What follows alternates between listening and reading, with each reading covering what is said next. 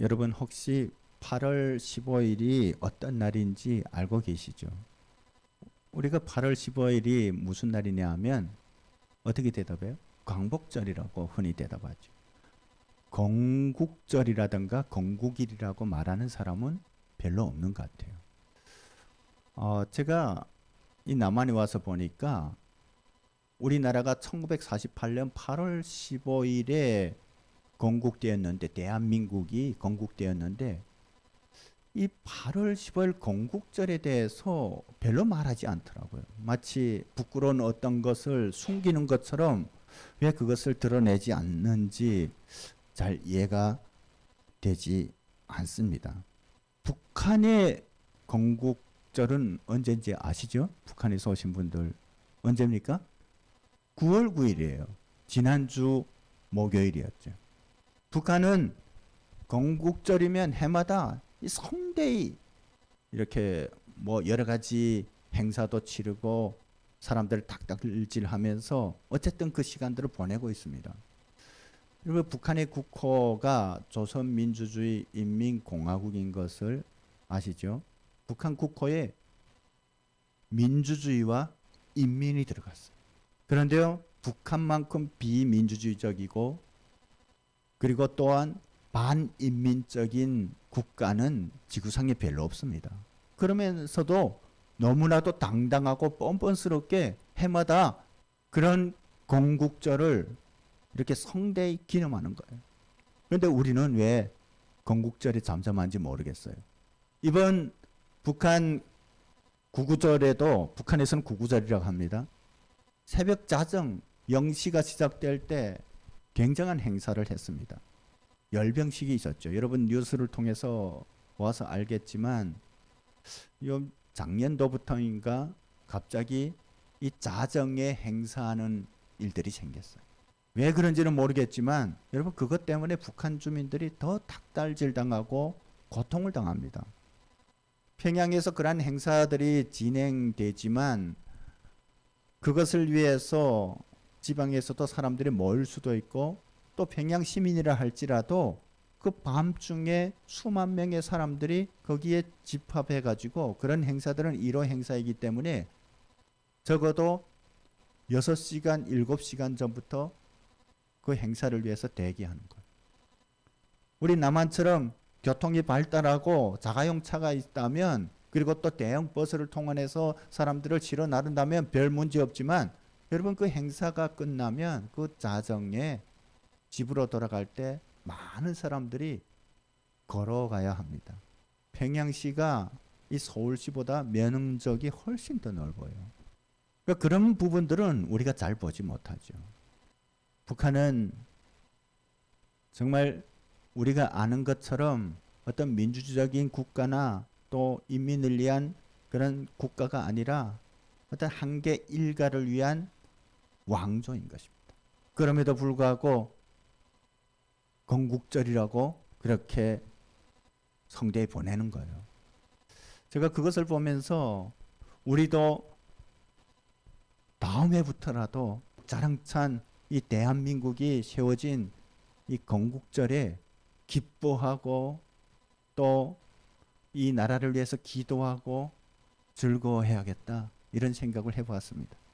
김일성이 사망한 후에 저 북한 땅에는 우리 민족의 역사와 정체성을 흐리는 이상한 용어가 우리 민족을 지칭하는 고유명사로 쓰이기 시작했어요. 그게 뭔지 아세요? 그것이 뭐냐면요, 우리 민족이 김일성 민족이라는 거예요. 김일성이 1994년에 사망했는데 그 바로 다음에 이러한 용어들이 등장했습니다. 그것은 김정일의 지시에 의해서 시작되었습니다. 오랜 역사 가운데 우리 민족이 배달 민족이라든가 단군 민족으로 불렸던 때는 있었어도 김일성 민족이 뭡니까? 이것은 우리 민족을 수치스럽게 만드는 겁니다. 그래도 다행인 것은 북한 주민들이 그렇게 생각하지 않는다는 거예요. 인류 역사에 수많은 나라와 민족들이 존재해 왔지만 이 역사에 존재했던 사람의 이름을 민족 또는 국가의 이름으로 지칭하는 나라들은, 그런 민족들은 별로 많지 않습니다. 오늘날 지구상에 한 200여 개의 나라가 있습니다. 그 나라들 중에 이 사람의 이름에 근거한 나라 국호를 가진 나라들도 있습니다. 몇 개. 저 필리핀도 그렇고 볼리비아, 콜롬비아, 앙골라 뭐 이런 나라들이 사람 이름에 기원해서 만들어진 나라예요. 그런데 그런 나라들조차도 사람의 이름을 완전히 그대로 국호로 사용하지는 않았습니다. 하지만 인명이 그대로 국호로 사용되는 나라가 딱 하나가 있어요. 바로 이스라엘입니다. 이 이스라엘이라는 이름은 성경에서 무려 2000여 번이나 나와요. 이스라엘은 고대에는 물론 현대에서도 한 나라의 국호로 계속해서 사용되고 있습니다. 뿐만 아니라 민족의 이름으로도 이스라엘이 사용되죠. 우리 민족의 이름은 뭐라고 합니까? 한민족이라고 하잖아요. 이 이스라엘이 누구인지 우리는 성경을 통해서 알고 있습니다. 야곱의 두 번째 이름이에요. 야곱의 이름이에요. 우리는 이러한 상황을 통해서 어떻게 한 사람의 이름이 수천 년 동안 한 민족을 지칭하는 이름이 되고 또 한 국가의 국명이 될 수 있었는지 하는 것에 대해서 생각해 보지 않을 수가 없습니다. 이 창세기 25장에서 처음으로 그 존재를 알리고 있는 야곱은 이 민족이나 나라를 지칭하는데 그 이름을 사용할 만한 그렇게 대단한 사람이 아니었어요. 야곱은 이스라엘 민족이 자랑하고 있는 아브라함이나 모세나 다윗과 같이 그 유대 민족의 위대한 지도자의 반열에 서기에는 너무나도 한계가 많았던 사람입니다. 오히려 야곱의 인생을 보면 그의 인간성이나 도덕적인 유치함을 보고 우리는 실망하지 않을 수가 없습니다. 이 야곱이라는 이름의 뜻만 봐도 우리는 그가 어떤 사람인지 하는 것을 금방 알 수가 있습니다. 여러분, 야곱이라는 이름의 뜻을 알죠? 뭡니까? 발꿈치를 잡았다. 이런 의미예요. 이 야곱은 쌍둥이에요. 그의 형이었던 에서의 발꿈치를 잡고 태어났다는 거예요. 쌍둥이니까 에서가 먼저 낳았는데 뒤따라 나오는 야곱이 형의 발꿈치를 잡았다는 거예요. 그리고 그의 이름의 뜻에는 속이는 자라는 의미도 가지고 있죠. 정말로 그의 삶의 많은 시간들은 자기의 이름처럼 살았어요. 아버지 이삭과 어머니 리브가 사이에서 이렇게 태어난 쌍둥이의 동생이었던 야곱은 그의 삶의 많은 시간들을 거짓과 겉모술수를 부리면서 살아왔음을 우리는 성경을 통해서 알 수가 있습니다. 이 야곱의 비정하고 교활하고 또 형제간에 의리도 없는 이 부도덕한 모습은 성경의 여러 부분에서 드러나고 있습니다. 이 성경 창세기를 보면 그가 성장해서 어른이 되었을 때 그의 형 에서는 사냥꾼이었어요. 그러니까 여러분, 사냥한다는 게 쉽지 않습니다. 그때 활을 가지고 나가서 들에 나가서 이렇게 동물을 잡아다가 또 집안에 어떤 살림에 보태야 되는데 이 에서는 사냥꾼이 돼서 종일 들에 나가서 살았습니다. 그런데 이 야곱은 그냥 장막에 붙어 살았어요. 어느 날 이 에서가 이 종일 사냥하고 지친 모습으로 집에 들어오게 되었습니다. 너무 배고픈 거예요. 왜냐하면 짐승을 쫓아서 달려다니다 보니까 너무 배고픈 거예요. 근데 집에 들어와 보니까 이 야곱이 뭐라고 있었어요? 죽을 쓰고 있었습니다. 그래서 배고프니까 그 죽 한 그릇 달라고 했어요. 여러분, 가족인데, 그리고 에서가 자기 가족을 위해서 나가서 사냥하면서 수고했는데 죽을 달라는 것은 너무나도 당연하지 않습니까? 야곱이 졌을까요? 그냥 졌을까요? 아니에요. 야곱은 형 에서에게 자기가 죽을 주면 장자의 명분을 자기에게 넘겨줄 것을 요구했습니다. 말이 안 되죠. 아마 그 말을 들었던 에서도 그냥 형제간에 장난으로 생각했을 거예요. 그래서 지금 배고파 죽겠는데 뭐 장자의 명분이 그리 대수냐 하고 그럼 내가 가죠. 이렇게 한 거예요. 그러니까 이 야곱이 정말로 그것을 나에게 넘겨주고 그것에 대해서 맹세하라고 해요. 그래서 이 에서가 맹세하고 야곱으로부터 죽 한 그릇 받아 먹었습니다. 그리고 그 후에 이 에서와 야곱의 아버지였던 이삭이 늙어서 이 눈이 어두워지고 이제는 자기가 생각하기로는 자기가 이제 얼마 살지 못할 것 같다고 생각하니까 이제는 아들들에게 자기에게 주어졌던 하나님의 그 축복을 주려고 생각하고 그 아들들을 부르기 시작했습니다.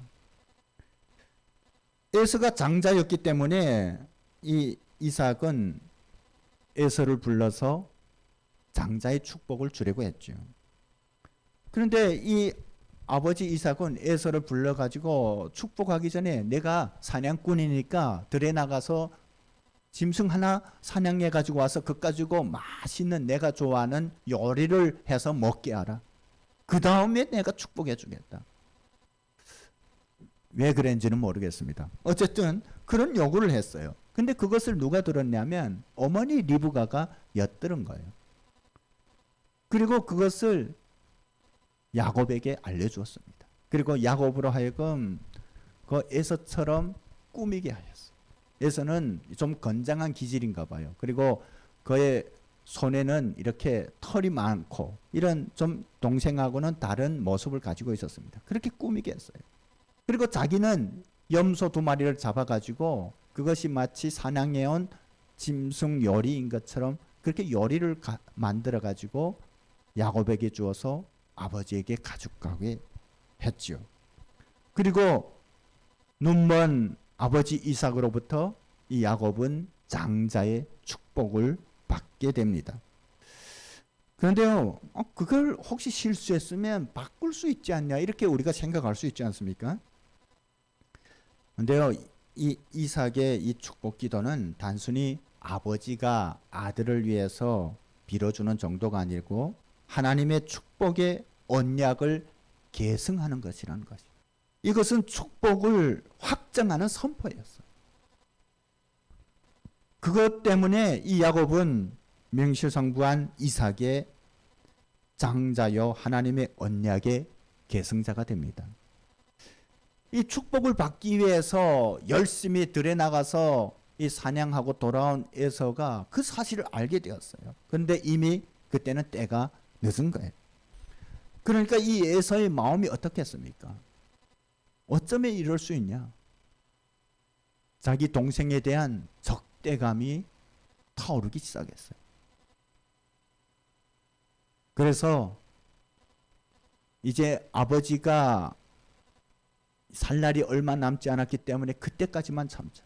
이제 아버지가 돌아가시면 내가 반드시 너를 죽이겠다고 그렇게 다짐하게 됩니다. 그것을 어머니 리브가가 듣고 이 야곱으로 하여금 자기 오빠가 있는 저 하란으로 피신시킵니다.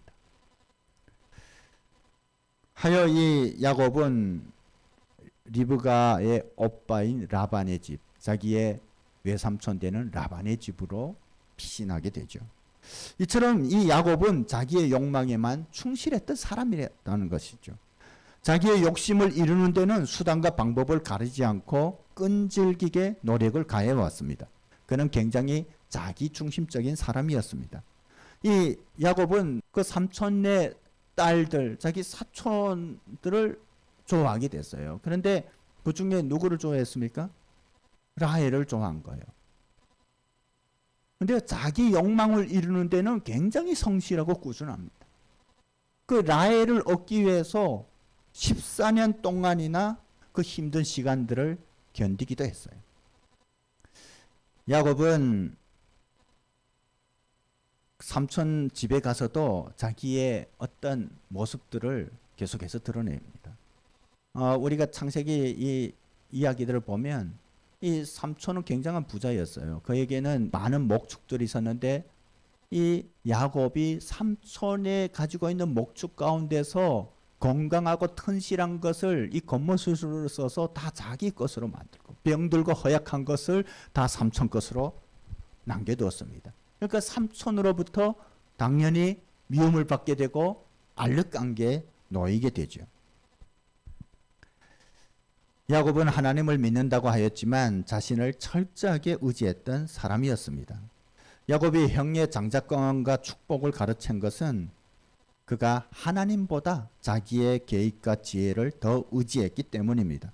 여러분, 우리가 성경을 통해서 아는 것처럼 하나님께서는 야곱이 태어나기도 전에 이미 그를 영적인 장자로 지명하셨어요. 선택하셨어요. 이것은 하나님의 주권이에요. 만일 야곱이 신실하게 하나님을 의지하는 사람이었다면 그는 묵묵히 그냥 하나님의 뜻에 순종하며 살아왔을 거예요. 그런데 그렇지 않았다는 거예요. 여러분, 이런 방법이 아니더라도 하나님께서 야곱을 선택하셨다면 야곱이 묵묵히 순종했을 때 하나님께서 하나님의 방법으로 그 일들을 이루신다는 말이에요.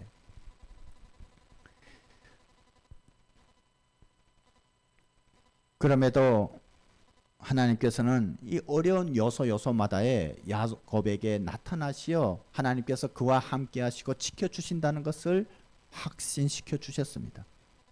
그럼에도 불구하고 야곱은 그 하나님의 약속을 별로 신뢰하지 않고 자기 중심적으로 살아갔습니다. 이 창세기의 말씀을 보면 야곱이 형 에서의 위협으로부터 피해서 하란으로 가다가 광야에서 잠들게 됩니다. 그때 누구를 만납니까? 하나님을 만나는 거예요. 사닥다리 타고 천사들이 오르락내리락 하는 것을 보게 되죠. 그때 하나님께서 야곱에게 그런 약속을 하십니다. 그가 어디에 가든지 함께 하시고 지켜주실 것이라고 약속하셨어요. 여러분, 지금 홀로 그 멀리 삼촌의 집으로 도피하면서 얼마나 마음이 쓸쓸하고 고독하고 또 한편으로는 자기의 어떤 겉모술수가 먹히지 않은 것에 대해서 억울했겠습니까? 그런데 하나님께서 그에게 나타나셔서 그를 위로하시고 약속하신 거예요. 그러면 그때라도 자기의 모습을 돌이켜보고 그 다음부터의 삶이 하나님을 의지했어야 했어요. 그 당시에는 야곱이 돌단을 쌓고 하나님 앞에 예배를 드렸어요. 그런데 하란에 가서 그의 모습은 다시 자기의 본래 모습으로 돌아오는 것을 우리는 보게 됩니다. 하나님의 약속에 대한 순종보다도 겉모술수로 살아가던 그의 행동에 대한 대가를 야곱은 하란에서 자기 삼촌으로부터 톡톡히 받게 되죠. 그래서 삼촌이 자기 딸을 야곱에게 준다 하고서 그 약속을 깨는 거예요. 그리고 야곱이 수고해도 그거에 대한 품삯을 제대로 주지 않은 거예요. 자기가 행한 것만큼 지금 삼촌으로부터 받게 되는 상황에 놓이게 됩니다. 그런 상황이면 이것이 나의 모습이었구나. 내가 하나님 앞에 온전하지 못했기 때문에 이런 상황을 하나님께서 허락하셨구나 하고 돌이켜야 될 대신에 또 인간적인 방법으로 삼촌에게 복수하려고 합니다. 그래서 이 삼촌과의 갈등이 계속 커지고 이 하란에도 더 이상 거하기 어렵게 되었습니다. 그때 하나님께서 그에게 나타나시어 고향으로 돌아갈 것을 말씀하시죠. 그래서 이 야곱이 자기의 일가족들을 데리고 고향으로 돌아오는데 하나님께서는 그 가운데서도 그에게 환상을 보여주셨어요. 하나님의 군대가 그와 함께 하고 있다는 것을 보여주었습니다. 그러면 그때라도 하나님을 믿고 의지해야겠지만 그는 여전히 자기의 생각과 계획, 자기의 지혜를, 자기의 머리를 더 의지해왔습니다. 그런 사람이 바로 야곱이었습니다.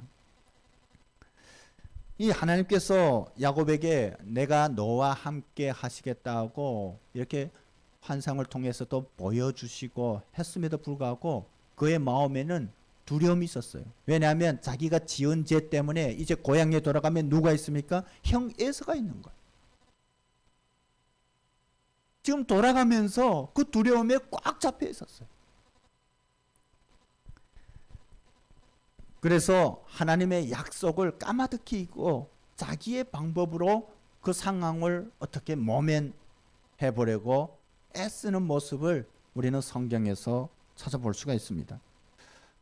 이 야곱의 치밀한 머리는 오래전에 자기에게 복수를 다짐했던 그 형 에서의 상황을 타진하는 것을 잊지 않았어요.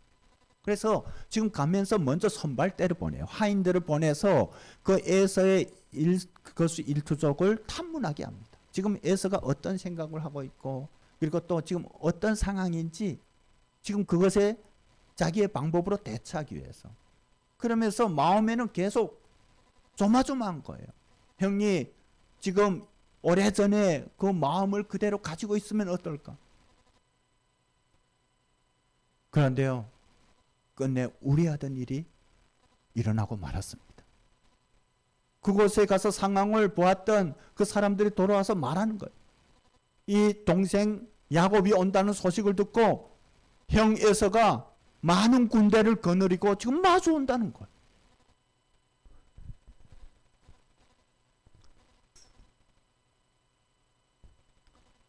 그러면 다시 하란으로 돌아갈 수밖에 없을까요? 그런데요, 하란으로도 돌아갈 수가 없었습니다. 왜냐하면 삼촌 라반과 계약을 맺었기 때문에. 어떤 경계를 그어놓고 그것을 넘어서면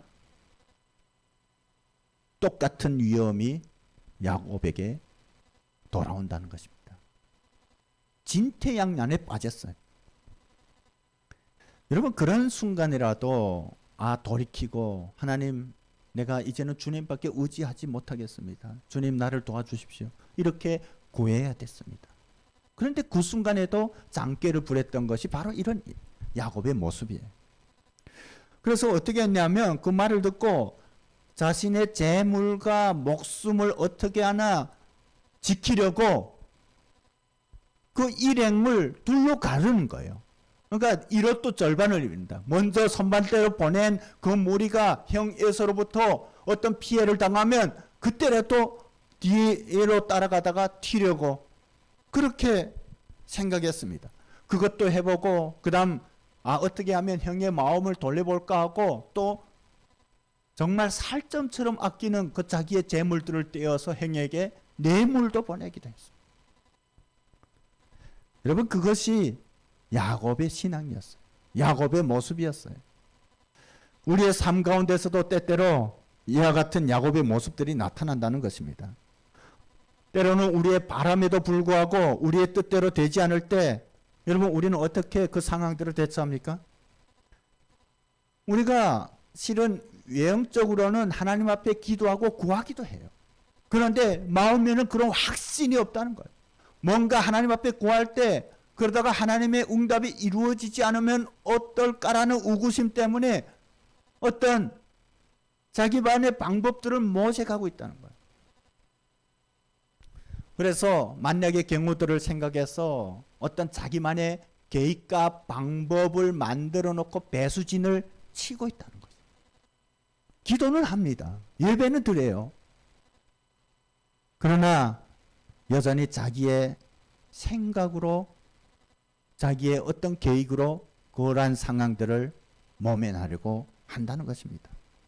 그런 불분명한 신앙 때문에 우리가 때로는 기도하지만 하나님 앞에 적극적으로 매달리지 않는 거예요. 반신반의하면서 우리가 기도의 자리에 있을 때가 너무 많다는 것입니다. 그리고 설사 기도한다 할지라도 우리의 기도는 어떻습니까? 하나님의 뜻과 계획을 구하기보다도 그 뜻에 순종하는 기도보다도 어떤 나의 요구만 일방적으로 내려놓는 그런 기도를 하기가 일수인 거예요. 그러나 우리가 야곱의 삶을 보아서 알지만 그의 많은 술수와 인간적인 지혜 그리고 타산에도 불구하고 그의 삶은 늘 뒤틀려 있었습니다. 그리고 그의 앞길에는 그런 난간들이 계속해서 첩첩이 가로놓여 있었다는 것입니다. 그는 자기의 그런 교활한 방법에도 불구하고 고향에서 쫓기다시피 피난 가게 돼요. 타향살이를 해야 했고, 또 하란에서는 거꾸로 자기가 그 수법에 걸려서 그렇게 당하기도 합니다. 결국에는 어쩔 수 없이 고향에 돌아가야 했지만 이 상황에서 다시 삼촌에게도 돌아갈 수도 없는 상황이에요. 앞에는 형의 군대가 있고 뒤에는 넘을 수 없는 개선이 그어져 있습니다. 여러분, 이와 같은 진퇴양난의 상황이 바로 자신만을 의지하고 이렇게 꼼수로 부도덕하게 살아왔던 야곱의 삶의 결과였다는 거죠. 여러분, 우리가 때로는 우리의 어떤 잔머리를 굴려서 세상에서 어떤 상황들을 잠깐 모면할 수 있지만 결과적으로 이 야곱과 같은 이런 상황에 놓이게 된다는 것이에요. 우리가 하나님을 의지하지 않으면, 하나님을 붙들지 않는다면 우리는 이런 삶을 살 수밖에 없다는 것이에요. 여러분, 이것이 야곱의 삶의 결과입니다. 이것은 야곱 스스로가 만든 결과예요. 이 선택의 여지가 없었던 야곱은 먼저 자기의 모든 가족들과 그 모든 것들을 이 야복강가를 건너보내고 홀로 남게 됩니다. 이제는 더 이상 꼼수를 부릴 것이 없는 거예요. 피할 데가 없는 것이에요. 이 물러날 데가 없었던 야곱은 급기야 하나님을 간절히 찾기 시작했습니다. 그런 야곱에게 하나님께서 찾아오셨습니다. 오늘 말씀이 바로 그것입니다. 그런데 하나님도 이 야곱을 너무 잘 아시는 거예요. 이 야곱의 그런 속생각을 너무나도 잘 아시기 때문에 그렇게 쉽게 응하지 않으셨어요. 이 오늘 말씀을 보면 쉽게 하나님께서 야곱의 그 상황에 응대하지 않으셨어요. 아마 이 별 수 없이 하나님만을 찾아야 되는 이 순간에도 이 시간만을 하나님의 능력으로 모면하려는 그의 생각이 들어있었을지도 모르는 거예요. 그래서 야곱이 하나님을 붙들 때 하나님은 그를 계속해서 밀쳐냅니다. 그때 야곱은 깨닫게 되는 거죠. 하나님께서는 이제는 그러한 야곱을 바꾸시기로 작정하셨습니다. 그래서 오늘 말씀에 있는 것처럼 이전 말씀에 보면 환도뼈라고 하는데 이 정강이뼈를 어긋나게 하셨어요. 그래서 그 이후부터는 야곱이 계속 이렇게 다리를 절면서 살게 됩니다. 그것이 어찌 보면 야곱의 그 삶의 표징이었어요. 그때 야곱은 하나님을 놓치면 더 이상 길이 없다는 것을 느끼기 시작했습니다. 지금까지는 겉모술수로 여러 상황들을 모면하면서 살아왔지만 그 순간에는 하나님만이 유일한 피난처이시고 도움이신 것을 느꼈습니다. 깨닫게 되었습니다. 그분의 은혜와 축복이 없다면 자기의 그 모든 삶이 헛될 수밖에 없다는 것을 깨닫기 시작했어요. 하여 야곱은 하나님을 놓치지 않으려고 몸부림쳤고 하나님께 간절히 축복을 구하게 됩니다. 실은 야곱이 구하는 그 축복이 이미 하나님께서 야곱에게 다 내려주신 거예요. 이 야곱 스스로가 지금까지 그 은혜들을 거절해 왔기 때문에 그것을 받지 못했다고 착각하고 있었던 것입니다. 때문에 그의 삶에 늘 실패가 있었던 거예요. 그랬던 것은 그 스스로가 하나님의 은혜들을 거절했기 때문입니다. 여러분, 하나님의 은혜는 오늘 하나님을 믿는 우리 모두에게도 동일하게 주어졌습니다. 하지만 그것을 믿고 확신하는 자만이 그 은혜를 입을 수 있다고 성경은 우리에게 말씀합니다. 하나님께서는 간절히 자신을 붙드는 야곱의 이름을 물으셨죠. 여러분, 하나님께서 야곱의 이름이 야곱인지를 몰라서 물으셨을까요? 그것이 아니라 지금까지 하나님을 의지하지 않고 제멋대로 살아왔던 그 야곱의 이름의 의미처럼 속이는 자였던 야곱이 스스로 자기의 인생을 돌아보게 하기 위해서. 너는 지금까지 속이는 자 야곱으로 살아왔다는 것을 돌이켜보기 위해서. 그래서 모르셨던 거예요. 그리고 하나님께서는 그에게 새로운 이름을 주십니다. 하나님만을 붙들고 살아가려는 야곱의 정체성이 새롭게 부여된 이름을 주십니다. 그 이름이 바로 이스라엘인 거예요. 28절 말씀을 함께 읽어보겠습니다. 그가 이르되 내 이름을 다시는 야곱이라 부를 것이 아니요 이스라엘이라 부를 것이니 이는 내가 하나님과 및 사람들과 겨루어 이겼음이니라. 그리고 하나님과 싸워서 이겼다는 것이 아니라 하나님 앞에 그렇게 간절히 매달렸다는 것을 의미합니다. 이전에 자기의 어떤 생각과 겉모술수로 그 여행수를 바라면서 살았던 인생으로부터 이제는 간절히 하나님을 붙들었다는 거예요. 그래서 그에게 이러한 새로운 이름이 주어졌다는 것을 말씀하는 겁니다. 이 이스라엘이라는 이름은 그가 하나님으로서 다스릴 것이다 라는 의미예요. 이 야곱의 고백과도 같은 것입니다. 여러분, 우리가 하나님만을 믿고 의지할 때 모든 것이 달라지게 됩니다. 달라질 수밖에 없는 것입니다. 우리의 꿈과 희망, 그리고 우리의 인격과 성품, 우리의 모든 삶이 바뀌게 될 것이에요. 하나님만을 의지한다는 것은 무엇을 말합니까? 그것은 하나님께 나의 모든 삶을 맡긴다는 것을 의미합니다. 여러분, 야곱이 이 하나님과 씨름했다는 것은 이제는 나의 모든 삶을 하나님께 맡기겠다는 것이에요. 실질적으로 그 사건이 있은 후에 야곱의 삶은 엄청나게 바뀌었어요.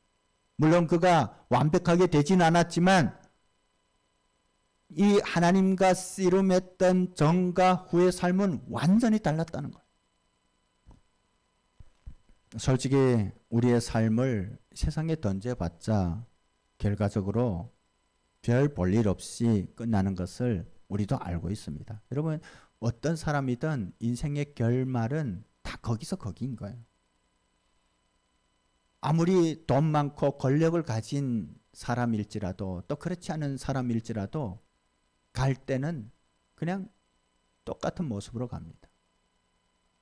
하나님이 없는 사람은 그 마음에 불안과 두려움을 가지고 떠나요.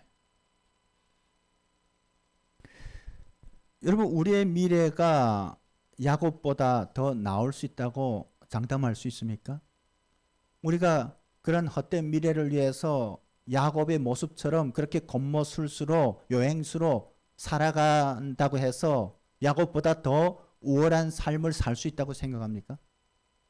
그렇지 않은 거예요. 그렇다면 괜히 이 짧은 인생을 몸부림치며 살아가기보다도 자포자기하며 살아가자. 이것은 더 나쁜 거예요. 오늘 이 말씀을 통해서 하나님께서는 우리로 하여금 우리가 어떤 상황에 있든지 우리의 모습이 어떻든지 결코 비관할 필요가 없다는 것을 말씀하십니다. 아무리 더럽고 보잘것없는 삶이라 할지라도 하나님만을 의지하면 그 안에 거하게 되면 그 인생이 완전히 바뀔 수 있다고 말씀하시는 거예요. 나의 부족한 모습 때문에 하나님을 붙들 용기가 나지 않습니까? 여러분, 야곱을 보십시오. 이 야곱이 마음이 뒤틀려지고 욕심이 많고 교활했습니다. 그가 하나님을 붙들었기 때문에 성경에서 말하는 것처럼 지렁이 같던 이 야곱이 거룩한 이스라엘로 바뀌게 된 것입니다. 때문에 이스라엘 민족이 태어났고 신정 국가로서 이스라엘도 시작되게 된 것이에요. 우리의 가정이 그리고 또 우리의 출신이 미약하기 때문에 하나님을 붙들고 의지할 자신이 없다고 말하는 사람들도 있을 수 있습니다. 그런데 여러분, 이 야곱의 가족을 보세요. 야곱의 가정을 보면 솔직히 말하면 한심한 거예요. 여러분 그의 부모들에게서 고귀한 성품을 찾아보기 어려워요. 그의 아버지 이삭에 대해서 성경은 이렇게 기록합니다. 이삭은 에서의 사냥한 고기를 좋아함으로 그를 사랑하고, 먹을 때 너무 탐하는 거예요. 에서가 사냥해서 고기 요리를 해줬으면 그것을 너무 자기가 좋아하기 때문에 에서를 사랑한다는 거예요. 이처럼 자기 욕망에만 눈이 어두운 성숙하지 못한 아버지였습니다. 이 엄하지 않던 어머니 리브가는 이 야곱에 대해서 이 편향적인 사랑을 했어요. 여러분 이 리브가의 야곱에 대한 사랑은 잘못된 표본입니다. 그 사랑은 자기 자녀를 위한 것이 아니고 이 파괴적이고 무너뜨리는 것이에요. 절제되지 못한 눈먼 사랑이었습니다. 이 야곱 자신과 온전하지 못한 가정적인 배경에서 우리는 무슨 위대한 일이 이루어질 것이냐 생각할 수가 있습니다. 정말 그럴 수밖에 없는 거예요. 여러분 정말 이 상황 그대로라면 어떤 기적은 일어나지 않습니다. 하지만 하나님께서 야곱의 삶 가운데 개입하셨기 때문에 그런 기적들이 일어나는 거예요. 선한 것도 없고 소망도 없는 그런 자리에서 하나님의 역사가 시작되는 것을 우리는 알아야 합니다. 하지만 우리가 해야 될 중요한 것이 있습니다. 그것은 뭐냐면 하나님만을 전적으로 붙드는 것이에요. 하나님만을 전적으로 의지하는 것입니다. 여러분 하나님은 우리의 숨은 가능성을 가장 잘 찾아내시는 분이십니다. 우리 성품이 어떻든 그리고 또 우리의 삶이 어떤 노정을 따라 살아왔던 상관없이 하나님께서는 우리가 하나님 안에 거한다면 하나님을 붙든다면 우리의 삶 가운데 새로운 역사를 쓰시는 분이시라는 것입니다. 여러분 우리가 야곱처럼 교활한 삶을 살던 아니면 포악한 삶을 살았던 상관없이 우리가 주님을 의지하기로 결정한다면 우리의 삶을 하나님께서는 새롭게 하신다는 거예요. 우리의 성품을 바꾸시고 우리의 모든 것들을 새롭게 하십니다. 때로는 잘못된 것들은 우리 하나님께서 바꾸시기도 하지만 그 사람의 성향에 따라 성격에 따라 기질에 따라서 또한 가장 적절한 방법으로 은혜를 베푸시고 사용하시는 분이시기도 하는 거예요. 우리는 성경에서 그러한 것들을 수많이 찾아볼 수가 있어요. 성경에 나오는 모든 위대한 사람들도 하나님만을 붙들고 의지함으로 인해서 인생이 바뀌었던 사람들이 위대한 삶을 살았던 사람들이에요. 아브라함이 되고 하여 하나님 앞에 믿음의 조상으로 쓰임을 받았고 바울이 된 것은 다 하나님만을 의지하고 붙들고 살아가기를 작정하였기 때문에 이루어진 하나님의 역사라는 것입니다. 지금이 바로 하나님을 붙들고 의지할 수 있는 결단을 내릴 때입니다. 그럴 때 야곱이었던 우리 모두가 이스라엘로 바뀌게 된다는 것입니다. 그런 믿음으로 오늘도 주님을 바라보고 주님만을 의지하며 나아가는 우리 모두가 되기를 주님의 이름으로 축복합니다.